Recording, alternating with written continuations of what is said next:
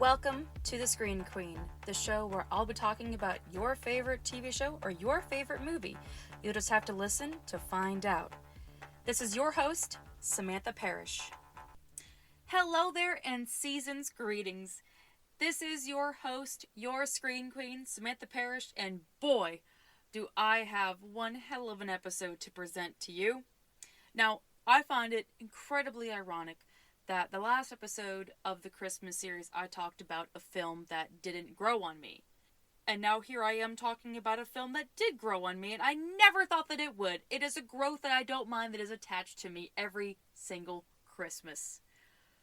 But there's a lot to talk about this Christmas classic that has some very interesting dirty laundry. Now, I have to start the episode to say that I've never seen the other vacation films. Anything from National Lampoon has always been kind of a hit or miss with me. I've known about their history, I've known about their humor, I've known about their star, but over the years I kept hearing about it, and I was kind of shocked to find out that I've already seen pieces of this movie before. It's popped up on insult compilations, it's popped up on top Christmas films of all time, and after seeing all the appraise, I'm like, okay, I'm gonna give it a shot, and I accidentally loved it. I shit you not. I never thought in a million years that I would like this movie. Not to judge it automatically, but I've seen pieces of the other ones. The kind of humor in the vacation films has never been something up to my speed. I've never really been for a film that has a lot of humiliation humor and seeing the hijinks. I'm just like, I don't want to hear it, and I've kind of seen it before, but Christmas Vacation has some specialness to it that makes it stand out from the other films, but also making it an installment that can stand alone in the holidays. Not many series has a holiday film attached to it that's so popular that you can watch it without watching the other films. Which works for someone like me getting introduced to the Griswolds this way, and I still feel like I know all the characters. I still feel like I know all the characters without watching any of the other vacation films. There's a lot to get into about this famous Christmas classic and its famous star. So to start off the episode, as always, I have to give the synopsis for those that have not seen the film, because I believe that we can all follow together just like in class when we were kids, and everyone deserves to follow together, at least in my opinion. So here is the plot of Christmas Vacation. We are following the Griswold family again as they're having a vacation at home. From the past vacations they need a vacation from vacations. And thought, oh, well, it's just going to be nice, simple, sweet. Clark's parents are going to visit. The kids are doing all right, and they haven't been recast yet. And he's waiting for his Christmas bonus. However, the Christmas bonus is taking its sweet time to get there, and Clark is hanging on by a thread. That thread starts to get very, very, very skinny when he finds out that his in-laws are going to be coming at the very last minute, because, like family does. And then on top of that, Cousin Eddie comes for a surprise visit. So that thread just keeps continually getting skinnier and skinnier, and just kind of wondering, when's it all going to blow up in Clark's face? This is the first time that he feels that he's going to be having Christmas done the right way and everything's going to be all right. Nothing ever goes according to plan. I feel like Christmas Vacation is the perfect film about an imperfect Christmas. People have tried for years. My family's tried for years. And there's just no way around it. Something is always going to go horribly wrong. It never gets to levels that the Griswolds go through, but still, I can see why people keep coming back to this film. I've never seen a Christmas film that actually went out of its way to just keep it plain and simple. I mean, for the most part, the chaos is top-notch, but to see the moments where the in-laws are getting in the house, and there's already this tension of knowing that everything's going to go horribly wrong. Just like we know with most family functions, no one can keep their damn mouth shut, and they can't listen to save their lives, and unfortunately, some family members just don't learn.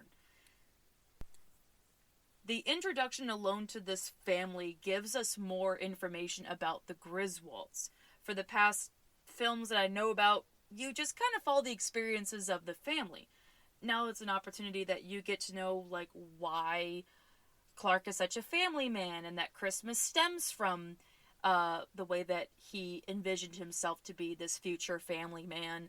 And it does give us those moments. Even if those moments do make me forget the guy playing him as an entire asshole, but we'll get into that later. Even though I might not know about the other films, I've never heard anyone quote or talk about the other films as much as people talk about Christmas Vacation.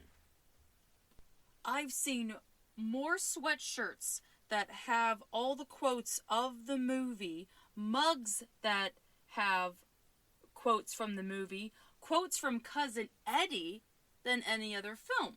That's the best way I can probably sum up what Christmas Vacation is to watch it without watching the other films. Now, obviously, people keep coming back to this film because of Clark Griswold, but I'm a little bit torn on how I feel about Clark.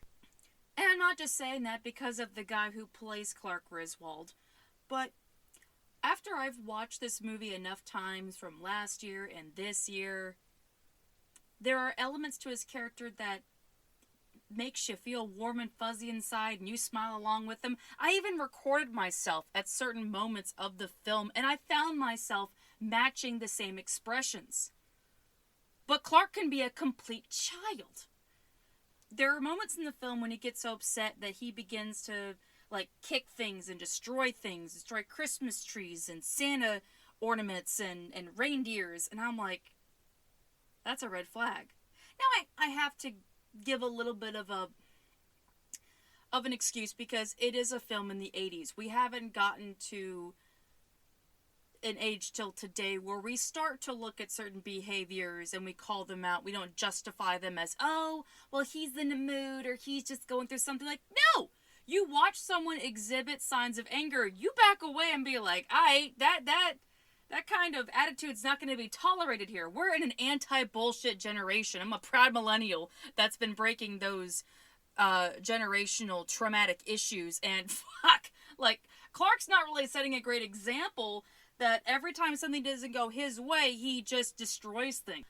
But at the same time, I had to think about the plot of the film where I've been watching Clark work his way up to getting something he wants for Christmas. He just wants the lights to work. He just wants his Christmas bonus.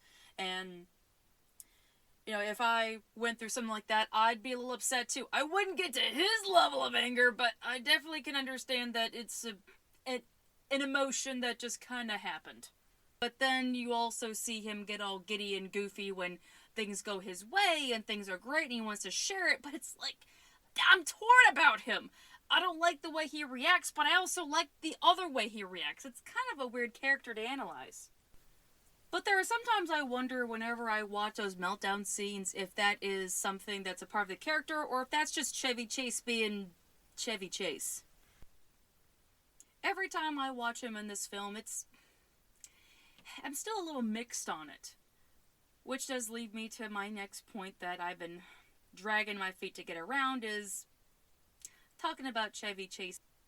So many people flock to Christmas Vacation every year for how great it is, and it is so quotable with what Chevy Chase gives Clark Griswold that no one else can say that but Chevy Chase.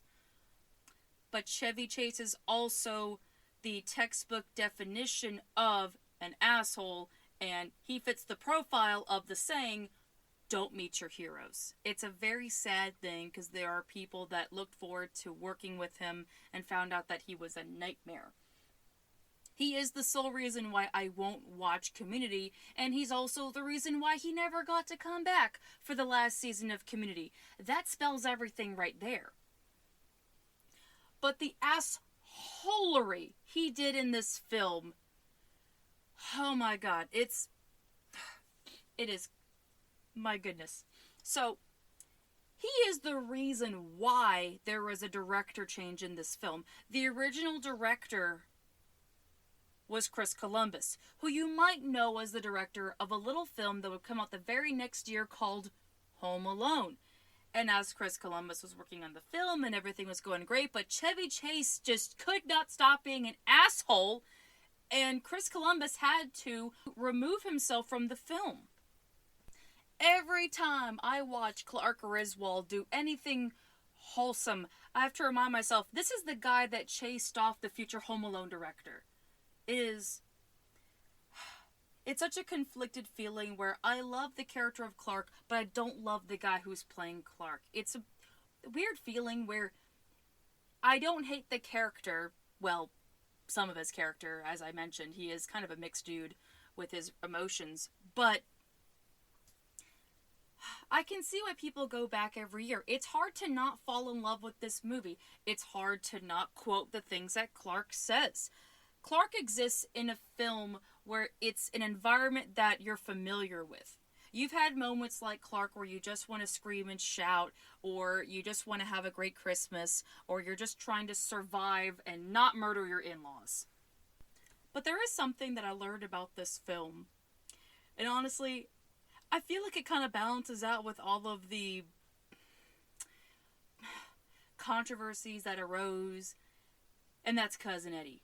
Cousin Eddie is no doubt one of the best palate cleansers of this film. Cousin Eddie is definitely that family member that we all have that you just kind of wonder, how are you alive? But you also appreciate the energy that they bring. Cousin Eddie obviously is going through a lot, but he doesn't feel the need to blame the world. Kind of like in my last episode about Elf, where I talked about how Buddy can be beautifully naive. Cousin Eddie is somewhat like Buddy the Elf, where there is a naivete to his character, but Cousin Eddie does have a little bit more knowledge about life, and he is going to handle certain things and doesn't put his problems on other people, even though he literally just showed up to Clark's without any notice, and obviously Clark is thrilled about it. Like, clearly by the homicidal look in his eyes, he's thrilled to have his cousin just show up without any answer, but that happens with most family, where they just show up. But Cousin Eddie clearly isn't a selfish character. He's a little odd, but that doesn't make him a dislikable character. In a way, it's like a complete 180 from Clark, who has so many things, but lets so much shit get to him. And clearly, Cousin Eddie's like, hey, life is what it is, but there's no sense in getting mad about it. And in one of the shopping scenes where Clark has to confront Cousin Eddie about the money situation, and Clark offers if he can buy presents for the kids. Like, that's kind of the thing that joins them together, is that no matter how much Clark does not like Eddie, he's not going to let Eddie's kids not have a Christmas. And the look on Cousin Eddie's face, where he's just so giddy that his kids get to have a Christmas. And he gets out this giant list for the kids, because of course Cousin Eddie has a giant list for his kids. You can tell automatically how much he loves his family for the fact that he has a giant list for things of what he knows they want for Christmas. And he even says to Clark, now you let me know what you like, because I want to get you something too real special. And holy shit, does that come full circle near the end of the film. Cousin Eddie delivers. But I found out the origin of Cousin Eddie. This was entirely created by the actor himself, Randy Quaid, who proposed the character of Cousin Eddie be based off someone he knew back when he lived in Texas. Like, there's a ballpark guess here, but about 80% of the character of Cousin Eddie comes from this unknown person that was in Randy Quaid's life.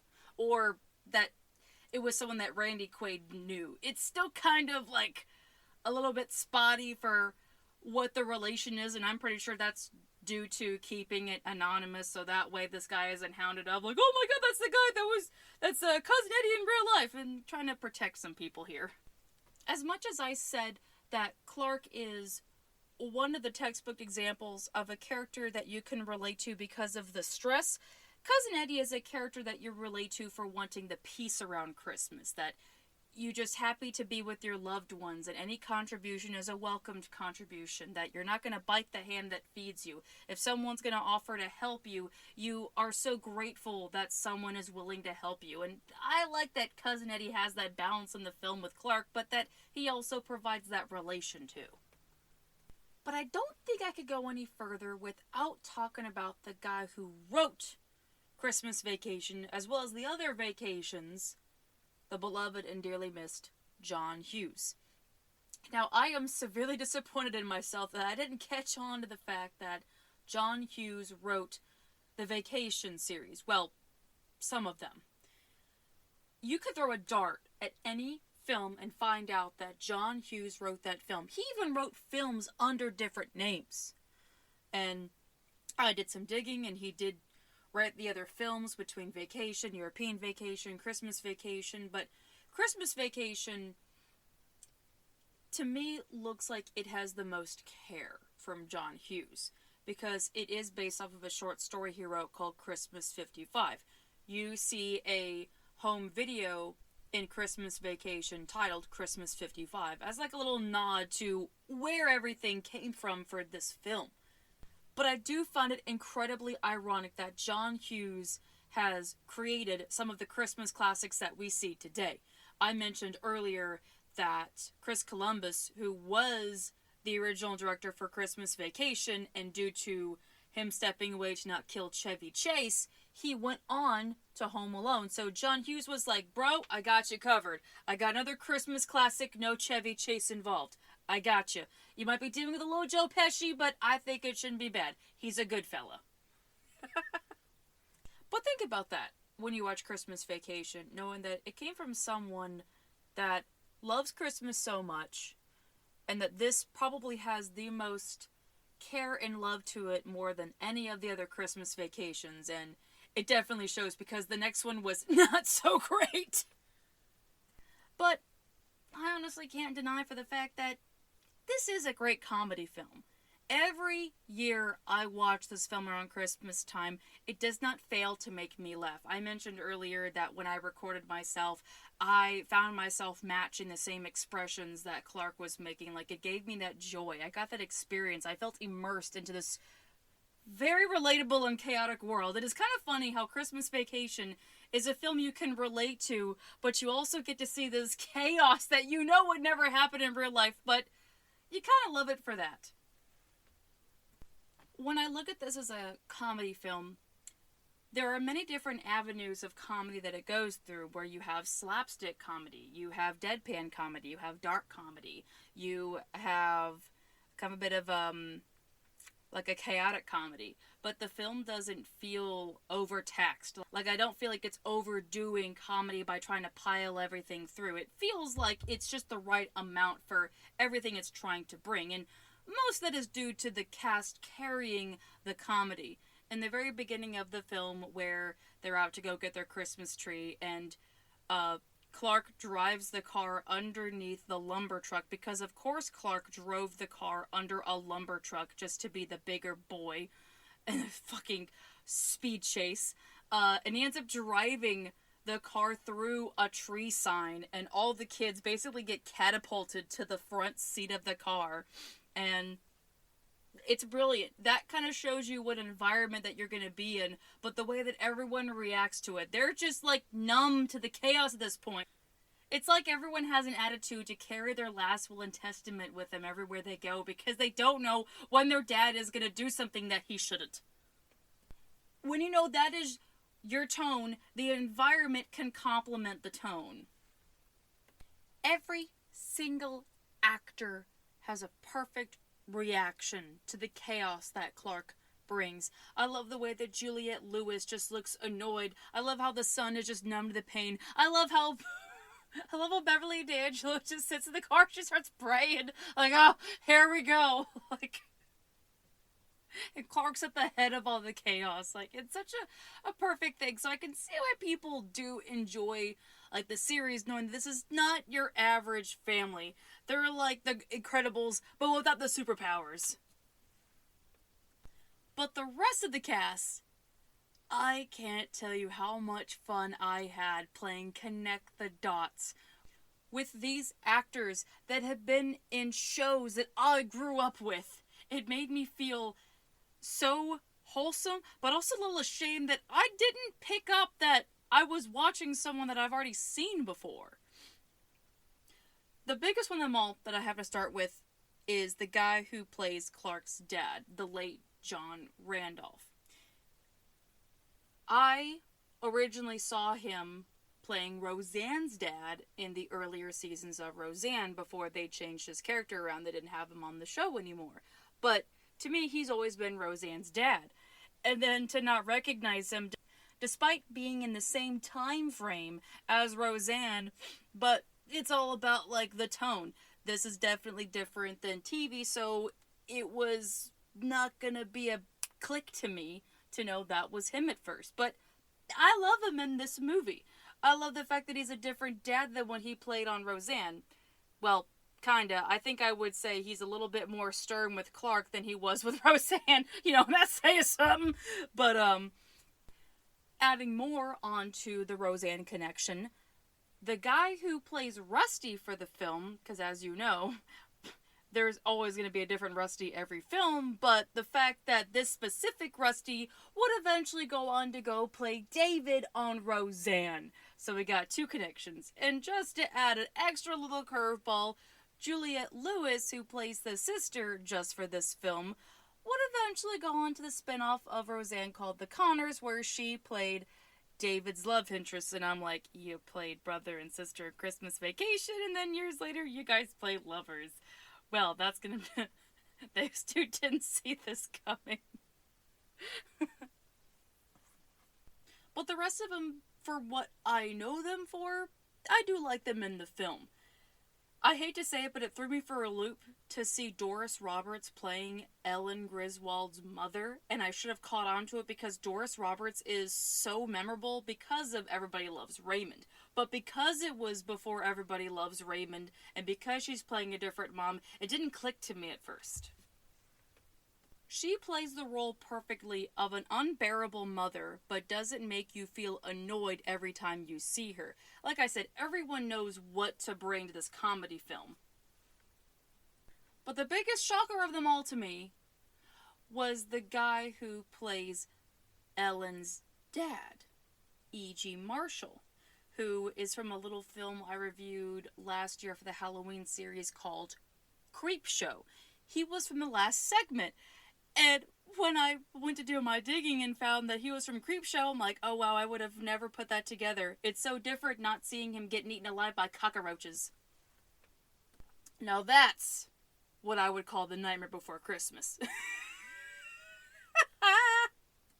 Now I think it'd be a crime if I didn't talk about Julia Louis-Dreyfus in this film. It threw me for a loop. Actually, no. It throws me for a loop every time I see her in this film because I forget that she's in it, and I love that I keep forgetting that she's in this film so I can enjoy watching her make her appearance on this film. This was before Seinfeld, right around Seinfeld. It did come out in the same year, but I'm glad that there is a film venture for Julia Louis-Dreyfus because God, I love watching her in films. I loved her in A Bug's Life. And, you know, this was, like, the film that kind of really started her up in her comedy career. Is amazing. And I love the fact that her character is a complete bitch to Clark. Especially knowing how the way that Chevy Chase is off-screen. This is just so satisfying to me to watch how much she will give Clark shit. It is amazing. But also, I love that this is what got her into doing more comedy. At the time, she was a struggling actress. She was going to be on Saturday Night Live, but with the whole history about Saturday Night Live in the 80s where they just kept dropping people, and she unfortunately never got her start on there. But obviously, that didn't hurt her career one bit after the success that she got from Seinfeld, Veep, and other stuff. But it's nice to see, like, this was one of the beginning parts of her career. And then the last I have for this list. This just got to me so much. The little girl who plays Ruby Sue, Cousin Eddie's daughter, is the daughter from Fatal Attraction. And a majority of you guys know Fatal Attraction is the first R-rated film I ever saw in my life. And I'm ashamed I didn't recognize her, but I also don't feel so bad because there was something I read in the trivia that her real hair was unnatural. And so they had to give her a wig that would suit her character, and I'm like, okay, I mean, that's their decision. I definitely didn't recognize her, but I always felt that was a little odd to read when I found out why she had to wear a wig for that role. But outside of the way they had to change her for the character, she is so great. When I see her play Michael Douglas's daughter in Fatal Attraction, she is a little girl that has no idea that there is so much terror going on around her. And then you have her play the daughter of a dysfunctional father, where obviously she's used to dysfunction. She's living in an RV with her family.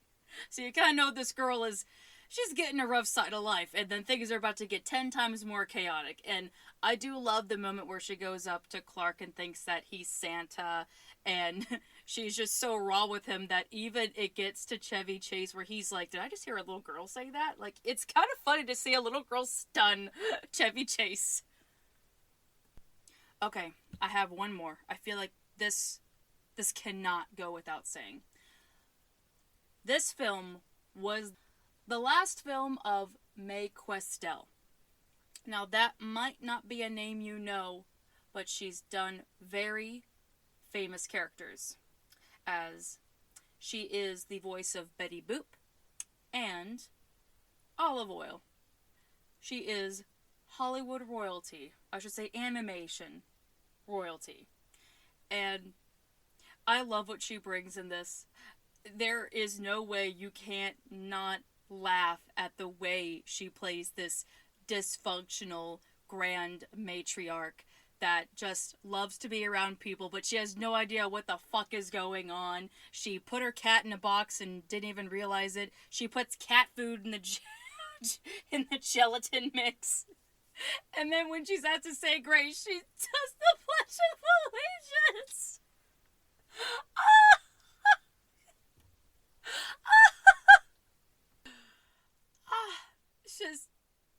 It is the cream of the crop of comedy gold. Everything that goes into this film just keeps climbing the ladder for how funny it keeps getting. This film does not let up for the funny train, man.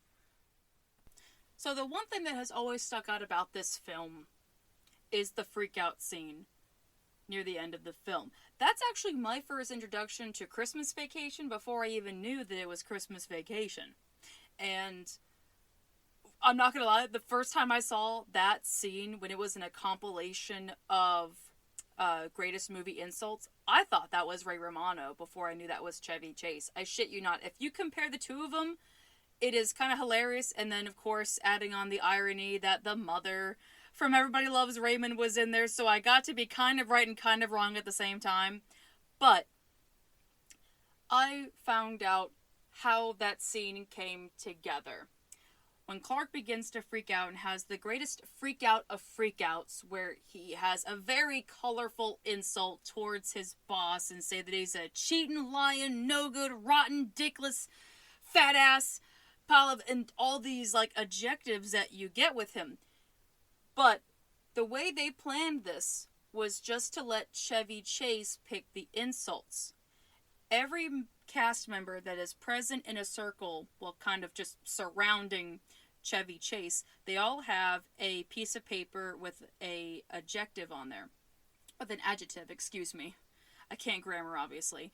And he used that word and found an insult that was fitting to that word, and then just basically went around the room looking at these different words and putting a very unique insult. So what we hear is something that wasn't pre-written. That's just Chevy Chase putting everything together. You could make that scene several more times and get a specific insult every single time, but it's not going to compare to this first time where we have something so unique. And it does make the film 10 times more special, knowing that the insult was just on the spot completely.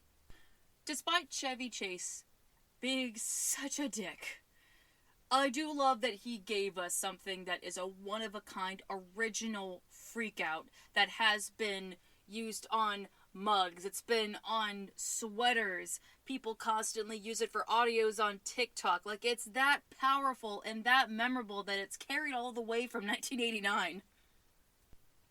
So this last part of the episode, this is just for me. I want to talk about one of my favorite moments from this film. I have a lot of them, but this I'd have to have played at my funeral for everyone to laugh. It's that. I love it that much. In the movie, where Clark is making the most of a situation being trapped in the attic because, of course, he got trapped in the attic, and he's putting on whatever clothes to keep him warm, and he finds the old home movies from 1955.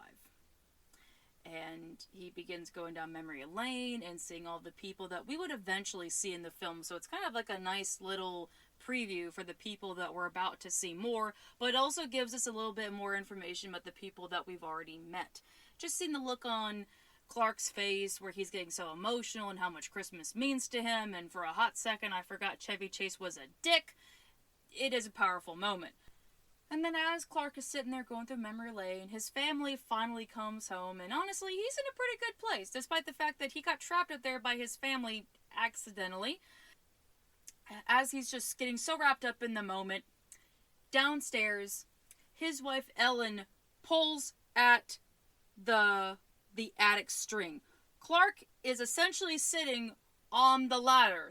So when she pulls the ladder, everything goes tumbling down. He falls through so fast. It is probably my favorite fall in any film ever. I love the way that we don't see the chaos. We don't have to know he fell, but just hearing all the shit fly on the floor, everyone is quiet because, again, everyone is numb to the chaos at this point. But I like how there is no yelling. There is no freak out. It's just watching the chaos happen, and we can use our imagination to know where Clark landed. Probably right on top of Ellen. You know that the presents went flying out of her hand. You know that there's a whole bunch of dust and other shit coming out of the attic. It's just an example of what comedy gold looks like. I have so many favorite scenes in this film, but that one takes top tier. So I know my friends are listening to this. Take some notes. I want that scene played at my funeral, because it's what I would want, and I'm pretty sure y'all knew it was going to happen. Well, this was a very interesting episode to look at, Christmas Vacation. I can't ignore some of the stuff that hasn't aged well, but I also like the stuff that aged very well. This film has a very different dynamic where there's some stuff with Clark that hasn't done well, but then you have parts of this film that I'm glad that it makes a strong echo to the way life is today.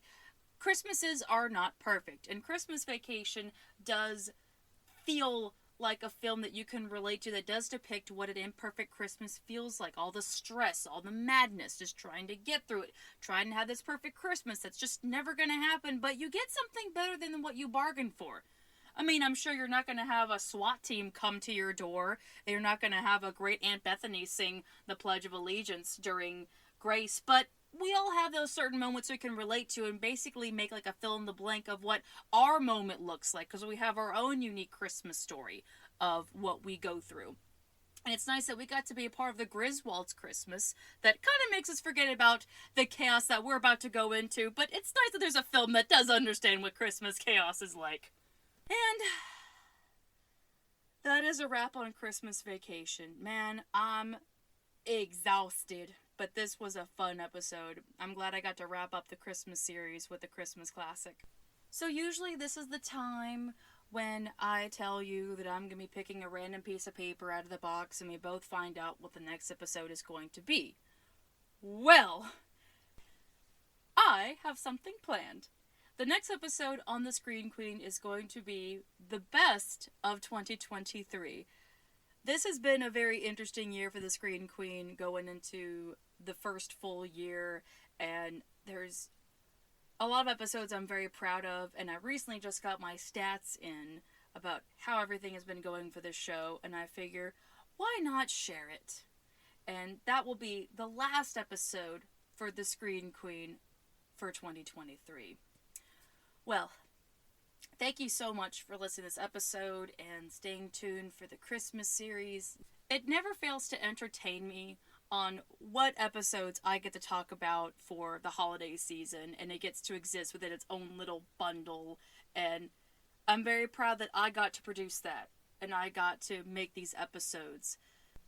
It's no secret that Christmas is rough for a lot of people during the holiday season, that they might not have the Buddy the Elf enthusiasm, or they have Clark Griswold freakouts, because Christmas is not really the same for a lot, and I like to be able to provide that on the show for a safe space that I just see Christmas as just a day of the year, and I still like it for certain moments, but I also have my own moments where I want to be a Grinch, and I just want to be in a tower with my dog Max and not do anything. Christmas is the way you see it. And now we're getting to a day and age that it doesn't matter that you don't do things like Clark Griswold, that as long as you're happy, that's the bottom line. And for whatever you're going through for Christmas time, I hope that you have a really good Christmas, no matter how you celebrate it or how you spend it. As long as you're happy, that's what matters. But if you would like to catch up with me in between uploads before the last episode of The Screen Queen on 2023, you can find me on my Instagram at The Queen of the Screen. And if you would like to see the funny things I put up on TikTok, you can find me at The Mystical Space Witch. And if you're interested in the book series that I wrote, you can find that in the description box. Thank you so much for being here. You all take care and have a Merry Christmas. And thank you so much for being here for the series. You guys are the best present that a host could ask for.